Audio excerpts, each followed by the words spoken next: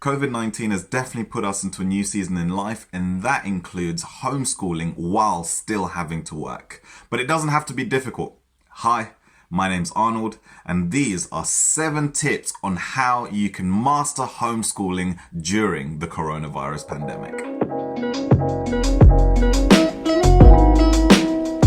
Tip number 1, don't feel as though you have to mimic school. That is not what your job is. In fact, what you're trying to do is keep your child engaged so that they're ready and prepared when they do go back to school. If you want to wake up later, you can. If you want to go outside, that's totally fine. You can. But make sure that you're doing things to keep them engaged. Tip number 2. You do though want to keep a good schedule. You want to be in a good routine, because what might happen is you end up sleeping later, your children will end up sleeping later, and they'll end up waking up later. And those changes in circadian rhythms is really going to affect the way in which they tackle their schoolwork. So you want to have a good routine. Actually, here at BrightTeach, we have provided a Google Sheet which has a template for you to create your own scheduling. If you want to use that, the link will be on the description below as well.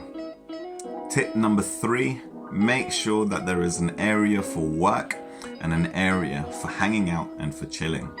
What you might want to do is just associate one particular room or one particular section with work and the rest of the house with being able to play.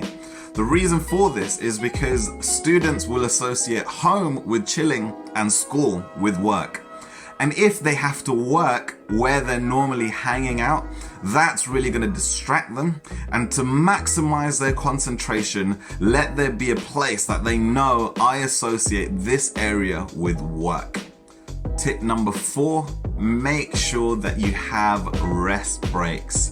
Rest breaks are definitely really important. In fact, a student can normally engage for about their age times by 2 to 4 minutes. So if they're 13, they'll probably engage for 26 to 52 minutes. So make sure that they have some time where they can take some rest. Rests are definitely important. Tip number 5, always try to embrace their interest with the subject that they're trying to learn. Their school has done so well in providing good schoolwork for them to do.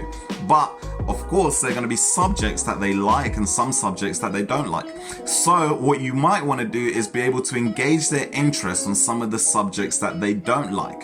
And this might not necessarily work for you. It might be the case that you'd want to get somebody to help them to engage with that subject in a way that they will enjoy and allow them to apply it into real life and day-to-day things. So maybe consider getting a tutor.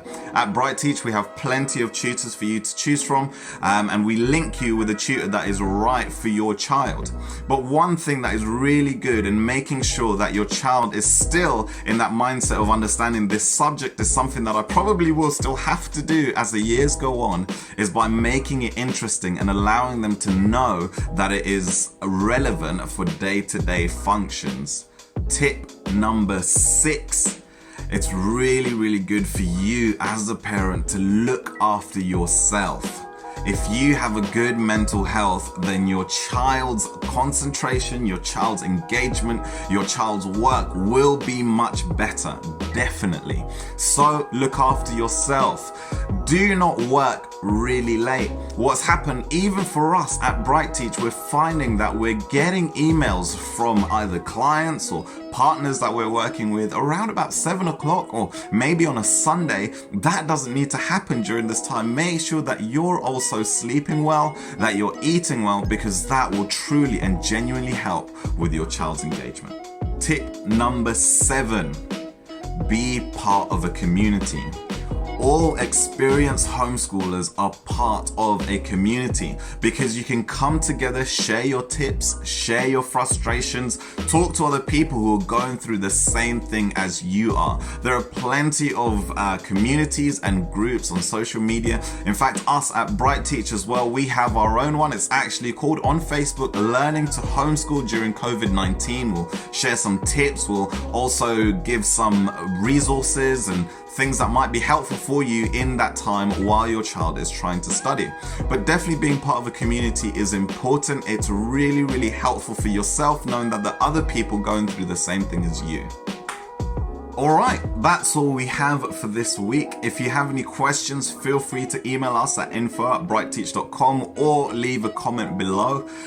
Make sure that you click onto the bell as well as subscribe to get more information and helpful resources for you through BrightTeach. Thanks so much. Have a good week.